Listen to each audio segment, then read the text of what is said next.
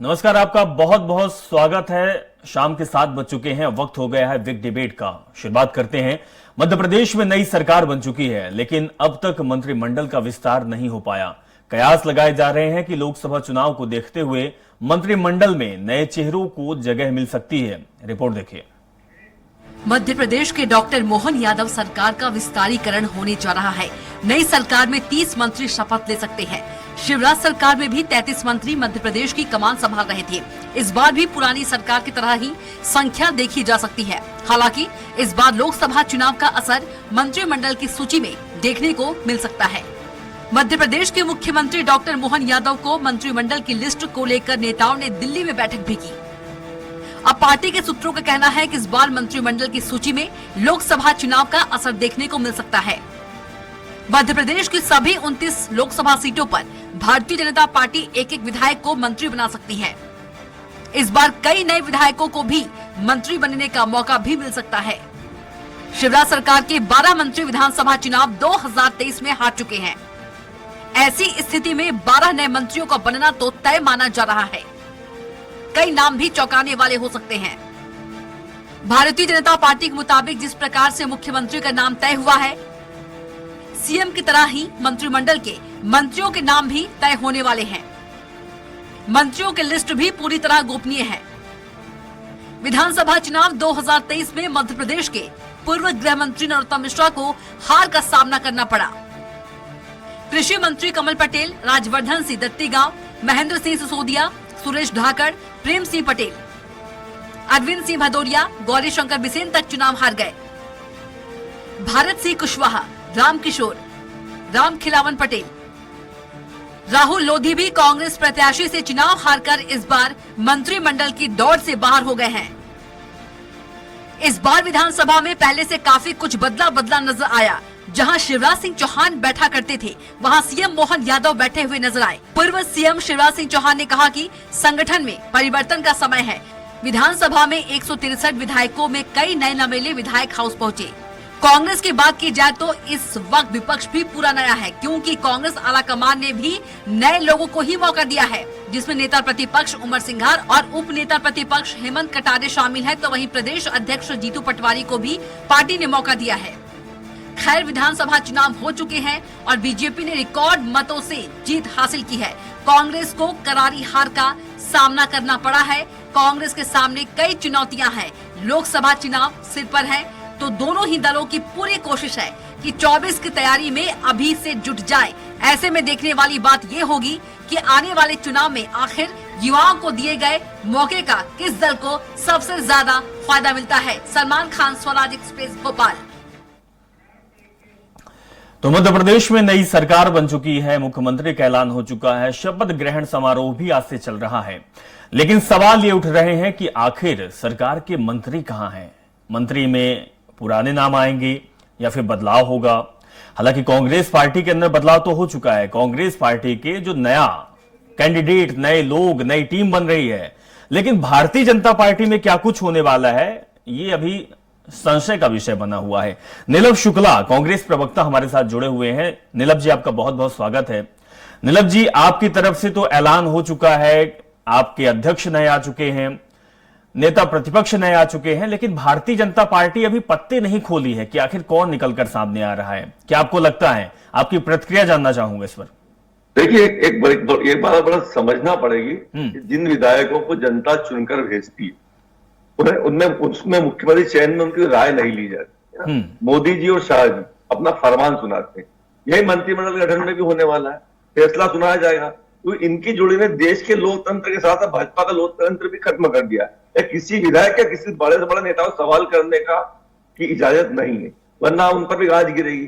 तो भाजपा के नेताओं की मजबूरी की इसको इस हिटलरशाही को या अनुशासन का नाम दे, या पार्टी के आदेश का नाम दे, या पार्टी की परंपरा का नाम दे, कोई भी खूबसूरत नाम दे सकते हैं। तो हकीकत यह है कि वहीं से तय होकर आएगा और एक लिस्ट बनकर आएगी, जो जिसमें किसी विधायक की राय नहीं ली जाएगी, ना किसी वरिष्ठ मध्य प्रदेश के नेता की राय ली जाएगी। नई सरकार के गठन में कई नए नवेले विधायक भी, राष्ट्रीय स्तर के नेता हैं, केंद्रीय मंत्री पद से इस्तीफा देकर जो चुनाव लड़े वो विधायक बने। अभी कुछ पूर्व मुख्यमंत्री भी थे, सिंधिया रूट के लोग भी हैं, जो अपने शिवराज सरकार में भी जो मंत्री थे वो भी दौड़ में इन सब में कहीं ना कहीं मंत्री पद को लेकर बड़ी आपसी खींचतान का माहौल भी है। अच्छा, इसमें एक गौर करने वाली बात है, शिवराज नीलम जी पिछली बार तो मजबूरी रही है कि जो ज्योतिरादित्य सिंधिया के खेमे के लोग गए हुए थे आपकी पार्टी छोड़कर, उनको मजबूरी भी थी कि मंत्रिमंडल में जगह देना, क्योंकि नई सरकार उन्हीं के बदौलत बनी थी। लेकिन इस बार क्या आपको लगता है कि उनको तवज्जो दिया जाएगा? मैंने आपसे शुरुआत में कहा कि जनता जिन विधायकों, इसमें रायशुमारी किसी के नहीं हुई, इसमें दो लोगों की चलेगी, अमित शाह जी और मोदी जी, वही लिस्ट फाइनल करेंगे। न तो मध्य प्रदेश की किसी बड़े नेता की रायशुमारी चलेगी, न किसी विधायक की रायशुमारी चलेगी। बड़ा खींचतान इनके अंदर मंत्री पदों को लेकर। तो देखो 12 मंत्री चुनाव हार भी चुके हैं, उसके बाद अब हम ये उम्मीद करते हैं कि एक अच्छा मंत्रिमंडल बनेगा, प्रदेश के विकास के लिए आवश्यक भी। हम ये चाहते हैं पुराना तरीका मंत्रिमंडल ना बनने जो 18 साल तक हम लोगों ने सहन किया, तमाम तरह के घोटाले भ्रष्टाचार हुए। हम चाहेंगे अच्छा मंत्रिमंडल, हम तो एक सकारात्मक विपक्ष की भूमिका अदा करना चाहते हैं। हम चाहेंगे एक ईमानदार साफ सुथरी छवि का मंत्रिमंडल अब मिले प्रदेश को, जो पिछले 18 सालों में नहीं मिल पाया। तमाम घोटालों की फेरिस्त थी उन मंत्रियों पर, दागी मंत्री हुआ करते थे जिनमें 12 हार भी चुके हैं। तो देखिए उन अकूट संपत्तियां भी उन्हें बनाई, योजना की बंदरबांट भी हुई। हम तो चाहते हैं कि एक अच्छा मंत्रिमंडल बने, लेकिन ये इनका आंतरिक मामला है। नहीं, बिल्कुल। लेकिन शुक्ला जी, बात ये है कि जो आप चाहते हैं वही हाईकमान भी कर रहा है। आप लगातार शिवराज सिंह चौहान को घेर रहे थे, शिवराज सिंह चौहान बदल गए, आप मंत्रियों को घेरना चालू कर दिए, मंत्री भी हट रहे हैं। तो आपके जो मंशा है, मंशा के अनुरूप ही हो रहा है। लेकिन साहब सवाल ये है कि अगर भारतीय जनता पार्टी और मोदी की चलती है, उनके फेस पर चुनाव होता है, अगर उनके लोग मंत्री बनते हैं, जैसे अभी सीएम बन चुके हैं, तब तो फिर लोकसभा चुनाव में आप पर ही भारी पड़ने वाले हैं। देखिए मेरी बात सुन, एक पार्टी का आंतरिक लोकतंत्र होता है, जिसे हमने बदलाव एक प्रक्रिया के तहत बदला हुआ है। कमलनाथ जी, दिग्विजय सिंह जी, अरुण यादव, तमाम वरिष्ठ नेताओं की रायशुमारी करके जीतू पटवारी, उमंग सिंगार जी को, हेमंत कटारे जी को एक सामाजिक न्याय के अनुसार हमने जवाबदारियां, ये सबके रायशुमारी ली। लेकिन भारतीय जनता पार्टी में रायशुमारी का माहौल नहीं, यहाँ पर सिर्फ 2 लोग निर्णय लेते हैं। उस पर देखिए, आपने जब चुनाव हुए तो मुख्यमंत्री का चेहरा ही परिदृश्य से हटा दिया गया। जो मामा जी बड़ी बड़ी घोषणाएं कर रहे थे, लाडली बहना की बातें का इवेंट बना रहे थे, वो चुनाव के दौरान ही कहते पाए गए कि जब मामा जी जाएंगे तो बहुत याद आएंगे। अब जब परिणाम आ चुके हैं, मुख्यमंत्री भी अमित शाह जी और उन्होंने मोदी ने डिसाइड कर दिया। अब देखिए शिवराज जी की स्थिति का, उनसे मंत्रिमंडल के गठन के बारे में रायशुमारी भी नहीं की जा रही, उससे पूछा भी नहीं जा रहा। ये बड़ा सवाल है। जिस व्यक्ति ने सबसे ज्यादा सभाएं मध्य प्रदेश में ली, जिन्होंने लाडली बहना का इवेंट बनाया, वे कई वीडियो उनके आ रहे हैं जिसमें बड़े आहत हो रहे हैं, मायूस हो रहे हैं, अश्रुधाराएं बह रही, बहनों को से मिलकर बोल रहे हैं कि लाडली बहना का मैं हूं, तुम चिंता मत करो। तो इस तरह की पार्टी जो लोकतंत्र है इनका, वो खत्म हो चुका है। बात सोचने वाला देश के लोकतंत्र के साथ साथ पार्टी का लोकतंत्र भी खत्म हो चुका है। 2 लोगों की प्राइवेट लिमिटेड कंपनी बन गई है। नीलम जी हमारे साथ योगी राज योगेश भी जुड़ चुके हैं, वरिष्ठ पत्रकार हैं। योगी राज जी, आपका भी स्वागत है। आपके पास वापस आएंगे। नीलम जी से सवाल ये है, नीलम जी, राजशुमारी की बात आपने कही है कि हमारी पार्टी के अंदर राजशुमारी हुई है, अध्यक्ष पद को लेकर बड़े बड़े नेताओं से राजशुमारी हुई है। क्या वाकई राजशुमारी हुई है या हाईकमान तय किया है? क्योंकि नेता प्रतिपक्ष की बात जब आ रही थी तो यही बात सामने आई थी कि नेता मल्लिकार्जुन खड़गे जी चुनेंगे। कैमरा देखिए, ये तो खूबसूरती कांग्रेस पार्टी, यहाँ आंतरिक लोकतंत्र बहुत खुला हुआ है। हर व्यक्ति को अपनी राय शुमारी करने का पूरा अधिकार है। सबकी राय शुमारी से, सभी वरिष्ठ नेताओं की, आम कार्यकर्ताओं की राय शुमारी से अपने जो नियुक्तियां करी है, जीतू पटवारी, उमंग सिंगार और हेमंत कटारे जी की, ये सबकी राय शुमारी से हुई है, सबके सहमति से हुई।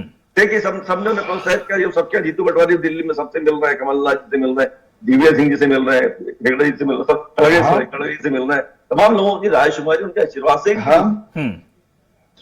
चलिए ठीक है। नीलम जी, राजशुमारी के बाद आपका अध्यक्ष और नेता प्रतिपक्ष आपके पार्टी से मिले हैं। योगी राज जी आपके पास होंगे। योगी राज जी, आपको क्या लगता है, आपकी प्रतिक्रिया जानना चाहता हूं कि जिस तरीके से बदलाव भारतीय जनता पार्टी लगातार कर रही है, मुख्यमंत्री का नया चेहरा आ गया, कैबिनेट में ये तो तय है कि जो 12 मंत्री शिवराज सिंह चौहान के समय में थे वो हार चुके हैं, 12 में तो बदलाव आएगा। आपको क्या लगता है कि इस बार 2024 को चुनाव को देखते हुए भारतीय जनता पार्टी मंत्रियों को उतारेगी मैदान पर, और उसको जो तय करने वाला होगा वो हाईकमान, प्रधानमंत्री मोदी, जेपी नड्डा या अमित शाह? ये देखिए, भारतीय जनता पार्टी में तो सारे सूत्र जो हैं जी, वो आला कमान ने अपने हाथ में ले रखे हैं। और इसका नजारा हमें तब देखने को मिला जब चीफ मिनिस्टर के साथ साथ दो डिप्टी सीएम और विधानसभा अध्यक्ष की घोषणा की गई, ये पहले ऐसा कभी नहीं हुआ विधानसभा में कि दो डिप्टी सीएम और यहाँ तक कि विधानसभा अध्यक्ष भी आलाकमान तय कर दे। ये पहली बार हुआ जी। तो कुल मिला के बात यह है कि आलाकमान पूरे सूत्र अपने हाथ में रखना चाहता है, और दूसरा मंत्रिमंडल के गठन में भी आलाकमान की ही चलेगी, और उसमें कहीं ना कहीं 2024 बिल्कुल दिमाग में रहेगा। और मंत्रिमंडल को लेकर बहुत सारी खबरें निकल के आ रही हैं, ये भी जताने की कोशिश की जा रही है कि ये जो क्षेत्रीय प्रतिनिधित्व है, मतलब जो 2-3 तरह के जो असंतुलन है, पिछली बार हमने देखा था कि कई जिले ऐसे थे कि जहां से 4-4, 5-5 मंत्री थे। जैसे सागर की आप बात करें, सागर से 4 मंत्री आ रहे थे। ग्वालियर चंबल की बात करें, वहां से 8-9 मंत्री आ रहे थे। तो इस बार मुझे ऐसा लगता है कि क्षेत्रीय संतुलन पर ध्यान दिया जाएगा, राजनीतिक संतुलन पर ध्यान दिया जाएगा, जातिगत संतुलन पर ध्यान दिया जाएगा, और व्यक्तिगत संतुलन को भी ध्यान दिया जाएगा। नहीं योगी राज जी, आप सही कर रहे हैं। हालांकि कांग्रेस कांग्रेस पार्टी भी और नीलम जी यही बात कर, लोकतंत्र की उन्होंने बोला कि लोकतंत्र खतरे में है। लेकिन सवाल ये उठता है कि जब राज्य में जो लोग काम कर रहे होते हैं, चाहे वो राज्य का नेता हो, प्रदेश अध्यक्ष होता है, सीएम होता है, मंत्री होते हैं, विधायक होते हैं, सांसद होते हैं, वो लोग नब्ज जानते हैं, नब्ज पहचानते हैं कि आखिर हमें क्षेत्र में काम क्या करना चाहिए, लोगों की जरूरत क्या है, जनता मांगती क्या है। चुनाव को जीतने के लिए बड़ी पार्टी के बड़े नेताओं को उतार दिया जाता है, उनकी फेस पर चुनाव होता है। क्या राजनीति के लिए, प्रदेश के विकास के लिए इस तरीके का काम करना चाहिए, ऐसा होना चाहिए? आपको क्या लगता है? क्योंकि भारतीय जनता पार्टी तो चुनाव में केवल मोदी के चेहरा सामने ला देती है, मोदी के चेहरे पर चुनाव हो जाता है। बाकी जो प्रदेश के मांग होती है, यहां के जो मुद्दे होते हैं, उन मुद्दों से कोई ताल्लुकात ही नहीं होता है। नहीं, बिल्कुल सही बात है। लोकल जो आपके लीडर्स हैं, उन लीडरों को विश्वास में लिया जाना चाहिए, यही परंपरा रही है। लेकिन इस बार तो पूरा का पूरा सीनेरियो बदला हुआ है, और पूरे निर्णय जो है वो ऊपर से हो रहा है। और ये केवल भाजपा की बात नहीं कर रहा मैं, कांग्रेस में भी आप देखिए, जीतू पटवारी को प्रदेश अध्यक्ष बनाया, लेकिन क्या कमलनाथ का इस्तीफा हुआ क्या? तो ऊपर से थोपे जा रहे हैं नेता आजकल दोनों पार्टियों में। तो ये मध्य प्रदेश के लिहाज से या उस स्टेट के लिहाज से अच्छा नहीं है, क्योंकि लोकल लीडरशिप की तवज्जो, लोकल लीडरशिप की राय जानना बहुत जरूरी है। लेकिन कभी कभी ऐसा होता है, जैसे इस बार चुनाव में हुआ कि मध्य प्रदेश से जो फीडबैक मिल रहा था भारतीय जनता पार्टी को, वो कोई बहुत अच्छा फीडबैक नहीं था। आलाकमान के पास तक ये खबरें गई कि इस बार भाजपा जो है लूज कर सकती है मध्य प्रदेश में। तभी तो आलाकमान ने सारी संपर्क सूत्र, सारी स्थिति अपने हाथों में ली। नहीं तो ऊपर के चुनाव एजेंसियां जो जांच कहीं ना कहीं खबर थी ना आरएसएस की तरफ से भी जो सर्वे हुआ था, उसमें तो लग रहा था कि चुनाव हार जाएगी बीजेपी, लेकिन चुनाव हारी नहीं, अपार बहुमत के साथ सरकार बनाई है। अब बात हम मंत्रिमंडल की कर रहे हैं। राम दांगोरे जी हमारे साथ जुड़े हुए हैं, भारतीय जनता पार्टी के पूर्व विधायक भी रह चुके हैं। सर, आपका भी बहुत बहुत स्वागत है। राम दांगोरे जी, आपसे जानना चाहूंगा, हमारी बातचीत यही चल रही है कि आखिर कैबिनेट में क्या नए चेहरे आएंगे या पुराने को तवज्जो दिया जाएगा। सवाल अब यहां पे आ चुका है कि आप लोग, आप विधायक रह चुके हैं, आप लोग जनता से, आपको मुलाकात करनी होती है, जनता से आप मिलते हैं, आस भी आपसे होती है, लोग आपके पास आते भी होंगे, आप उनके पास जाते हैं, सुख में भी दुख में भी, काम भी करते होंगे। लेकिन सर, चुनाव जो जीता जाता है, जब चुनाव के समय केवल बड़े चेहरे, आपके प्रधानमंत्री मोदी की तस्वीर दिखाई दी जाती है, उनकी योजनाएं दिखा दी जाती है, अमित शाह और जेपी नड्डा की फोटो दिखा दी जाती है, उनके वादे दिखा जाते हैं, आपके मुद्दे गायब हो जाते हैं। कितना कितना आपको झेलना पड़ता है आम लोगों के पास, जनता के पास? आप क्या जवाब उनको देते हैं? देखिए, बड़ा अच्छा प्रश्न है आपका। मैं आपको बताना चाहता हूं, आवाज नहीं जंग होती है, अगर राजतंत्र की हो तो शस्त्रों से लड़ी जाती है, लोकतंत्र की हो तो मतदान से लड़ी जाती है।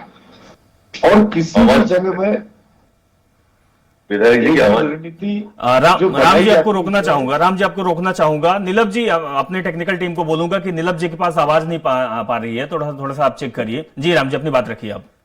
जी, हमने जो अपनी रणनीति बनाई थी, उसमें केंद्रीय नेतृत्व, प्रदेश का नेतृत्व, संभाग का नेतृत्व, जिले का नेतृत्व विधानसभा और बूथ लेवल से पन्ना प्रभारी और अर्ध पन्ना प्रभारी तक के कार्यकर्ताओं को हमने चुनाव में झोंक दिया था।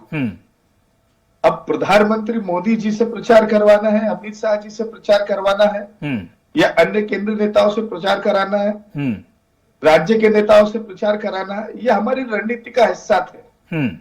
अब इन्होंने राहुल गांधी को बुलाया नहीं बुलाया, इनके अध्यक्ष जी को, सोनिया जी को, प्रियंका जी को, ये इनका विषय है कि इन्होंने किस पैटर्न पर चुनाव लड़ा। और ये चुनाव लड़ रहे थे कि चुनाव जीतने के लिए लड़ रहे थे, ये जानते हैं। लेकिन हमको चुनाव जीतना था, हमको हमारी सरकार बनानी थी। हम एक भी शस्त्र को खाली नहीं रखना चाहते थे अपने तर्कस में। नहीं, राम दांगोरे जी, राम जी, क्या आपकी पार्टी में अब ये हो गया है कि एन केन प्रकारेण हमें सत्ता चाहिए, हमें कुर्सी चाहिए, सारे जो राजनीतिक और कूटनीतिक ढंग होते हैं वो आप लगा देते हैं, लेकिन सवाल तो ये उठता है कि जनता का सरोकार आपसे जुड़ा होता है, उनके मुद्दे कहां जाते हैं, उनकी आशाएं कहां जाती है? क्योंकि आज भी साहब, आज भी तस्वीर देख रहे हैं कि शिवराज सिंह चौहान से गले मिलकर महिलाएं, लाडली बहनाएं रो रही हैं। उनको डर है कि लाडली बहना योजना नहीं आएगी, क्योंकि जो वोट पड़े हैं शिवराज सिंह चौहान के फेस पर पड़े हुए थे। मैं आपको बताना चाहता हूं जी, Bharatiya Janata party cadre based organisation है, और अभी जैसे युवा चेहरों की चर्चा चल रही थी, कई सारे युवाओं को सीधे टिकट देने का काम भी भारतीय जनता पार्टी ने करा है। और शिवराज सिंह चौहान जी को डायरेक्ट मुख्यमंत्री बनाया गया था, आपको शायद याद नहीं होगा। जी बिल्कुल याद है, जी बिल्कुल याद है। फिर ये कैसे हो गया? यही तो भारतीय जनता पार्टी की खूबसूरती है। आपके लिए भले अचंभित होगा, लेकिन सबका साथ, सबका विकास और सबको अवसर देने का काम भारतीय जनता पार्टी करती है। और आप देखिए, न सिर्फ मध्य प्रदेश में बल्कि राजस्थान में भी और छत्तीसगढ़ में भी नए चेहरों को अवसर देने का काम भारतीय जनता पार्टी ने किया है। और आगे भी, आज की बात नहीं है, आगे भी ऐसा ही होगा, क्योंकि हमारा जो ऑर्गेनाइजेशन है वो कैडर बेस्ड जो ऑर्गेनाइजेशन है, जो सामूहिक रूप से निर्णय लिया जाएगा उसको स्वीकारोक्ति दी जाएगी, और उसको हर कार्यकर्ता सिरोधारी भी करता है। तो इसमें हमारे लिए कोई नई बात नहीं है, ये सबको भले अचंभित लग रहा होगा, लेकिन जो भी हुआ है संगठन। ठीक है दांगोरे जी, अचंभों की बात तो खैर बीजेपी कर ही देती है। और नीलम जी को क्या लगता है, जिस विषय पर आप बातचीत कर रहे हैं, आपका कहना है कि कैडर बेस हमारी पार्टी है, कार्यकर्ता को मौका देती है, और चुनाव जीतना और सारे शस्त्रों का यूज करना, उपयोग करना हमारा लक्ष्य होता है। नीलम जी, आपकी प्रतिक्रिया जरूर जानना चाहूंगा राम दांगोरे साहब की बात पर। देखिए, कैडर बेस पार्टी की बात तो आपकी मुझे शोभा नहीं देती कि उस इंडिया के लोगों को जिस तरह बुलाकर हमने सौदा करके मंत्री पद से नवाजा था, टिकटें दी गई, सदस्य बनाया गया था। आपके जो जमीनी कार्यकर्ता, दरी उठाऊ कार्यकर्ता जो अपेक्षित नेतृत्व कर रहे थे, आपके नेता स्वयं स्वीकार रहे थे कि हम ठगाए गए। तो कैडर बेस की बातें आप न करें तो ज्यादा बेहतर होगा। आपके पार्टी में आवाज चल रहा है। अब आप बात कर रहे हैं कि हमने कार्यकर्ताओं को तवज्जो दी। जी नहीं, ये पूरा चुनाव मोदी जी और शाह जी के चेहरे पर लड़ा गया। आज इतनी सारी सभाएं करी शिवराज जी ने, लाडली बहना का बहुत बड़ा इवेंट बनाया, जबकि प्रति व्यक्ति पर आपके और मेरे ऊपर 50,000 का कर्ज, जो बच्चा माँ के गर्भ में वो भी जब जन्म लेता था 50,000 कर्ज के साथ जन्म लेता, उसके बाद सब योजनाएं बंद कर दी गई। विकलांग दिव्यांगों की योजनाएं बंद कर दी, विधवा पेंशन बंद कर दी, कोरोना में जो बच्चे अनाथ हुए उनकी पेंशन बंद कर दी। कलेक्टर्स के पास पैसे ही नहीं थे, फिर भी लाडली बहना का इवेंट बनाया, और चुनाव जीतने के बाद शिवराज ने स्वयं स्वीकारा कि बहनाओं ने काटा निकाल दिया। लेकिन जीत का सेहरा किस पर बंधा? मोदी जी और शाह जी पर। इन्होंने तमाम साम दाम दंड भेद, सरकारी मशीनरी का दुरुपयोग करके, बाहुबल से, धनबल से, मशीनों का दुरुपयोग करके डाक मतपत्र से छेड़छाड़ करके चुनाव के परिणाम को बदल दिया। ठीक है, लेकिन फिर भी इतना सब करने के बावजूद भी 40% जनता ने हमें आशीर्वाद दिया है। तो तीनों प्रदेशों में अगर बात करूं तो लगभग 10 लाख से ज्यादा वोट कांग्रेस को मिले, क्योंकि हम चुनाव लड़ना चाहते हैं। लेकिन जो दिन ने मेरे भाजपा के मित्र जो कह रहे हैं हम हर परिस्थिति में चुनाव जीतना है, नहीं, हम नैतिकता के साथ चुनाव लड़ते हैं। हम चाहते हैं संविधान के साथ छेड़छाड़ नहीं, हम जनता के मत का अपमान नहीं हो। हम कांग्रेस पार्टी जो जिसने स्वतंत्रता आंदोलन में भाग लिया, देश को आजाद कराया, तो हमें इस लोकतंत्र की चिंता, जिसने संविधान बनाया, तो वो उस महमूद पार्टी के लोग हैं। हम संविधान की रक्षा करना जानते हैं, हर कीमत पर चुनाव जीतना नहीं चाहते। हम नैतिकता के साथ जनता के मत का सम्मान करते चुनाव जीतना चाहते हैं। भारतीय जनता पार्टी को हमारे चुनाव लड़ना ये बहुत बड़ा फर्क है, नैतिकता का फर्क है। हम हर हाल में चुनाव जीतना नहीं चाहते, इसलिए हमें कुछ भी करना पड़े, स्तरहीन राजनीति करना पड़े, लोकतंत्र की हत्या करना पड़े, ईवीएम से छेड़छाड़ करना पड़े, डाक मतपत्रों से छेड़छाड़ करना पड़े, पावत करना पड़े, पैसा बहाना पड़े, शराब बांटना पड़े, ये सब ये हमसे नहीं होते कि हमारी पार्टी संस्कार होगी। जी जी राम जी, आप कुछ कहना चाहते हैं, लेकिन एक सवाल एक और चीजें निकल कर आती है कि कांग्रेस राम जी ठीक है नीलम, एक बार आप टेक्निकल टीम को बोलूंगा कि चेक करें कि क्या वॉइस की क्या प्रॉब्लम आ रही है। राम डांगरे जी, आपसे ये जानना चाहूंगा कि कांग्रेस पार्टी के जो नेता होता है, कार्यकर्ता होता है, वो हाईकमान से मिल लेता है, मिलने की आजादी उसके पास है, बातचीत कर लेता है, अपनी आवाज को मुखर भी कर लेता है, लेकिन आपके पार्टी के नेता बोल नहीं पाते हैं, अंदर में अंदर कश्मकश होती है। शिवराज सिंह चौहान बोल तो रहे हैं कि मैं मांगने से बेहतर मरना पसंद करता हूं। साहब, ये जब बातें आती है तो सवाल बहुत सारे उठते हैं। उनका कहने का तात्पर्य है कि मैं खुद के लिए कभी कुछ मांगूंगा नहीं, अगर मांगूंगा तो जनता के लिए मांगूंगा। दृष्टिकोण अपना अपना हो सकता है। नहीं राम जी, तो एक बात और है कि जो लाडली बहनाएं शिवराज सिंह चौहान से लिपट कर रो रही हैं कि मामा आपको चाहिए था, हमारे साथ धोखा हुआ है, तो उन लाडली बहनाओं को शिवराज सिंह चौहान आखिर ये क्यों नहीं कह देते कि जो योजना हमने लाई है वो चलती रहेगी, आपको 5 साल लाभ मिलेगा? योजना चलेगी, कोई भी योजना को नहीं रोका जाएगा। इनकी कमलनाथ सरकार जैसा सिस्टम थोड़ी है हमारे यहाँ पे कि मुख्यमंत्री कन्या विवाह योजना बंद कर दी, पेंशन बंद कर दी, और बिजली की योजनाएं बंद कर दी, और अन्य सारी जन कल्याणकारी योजनाओं को रोक दिया। आवास योजना को रोकने का काम इन्होंने करा, इनके जैसे हमने नहीं करा। हमारी योजनाएं संचालित होते रही। और ये बात कर रहे लोकतंत्र की हत्या की, इनके पहले प्रधानमंत्री खुद जिनको बहुमत नहीं मिला था उनको प्रधानमंत्री बना दिया गया था। देश की आजादी के तत्काल बाद तो लोकतंत्र की हत्या इनने कर दी। हम तो सारे काम, सारे चुनाव लोकतंत्र के सम्मान में और लोकतंत्र के जो नीतियां हैं उसके अंतर्गत लड़ रहे हैं। ये हार रहे हैं इनके कामों की वजह से, इनके कर्मों की वजह से। अब आप बताइए, ये ईवीएम के ऊपर प्रश्न चिन्ह खड़ा करते हैं।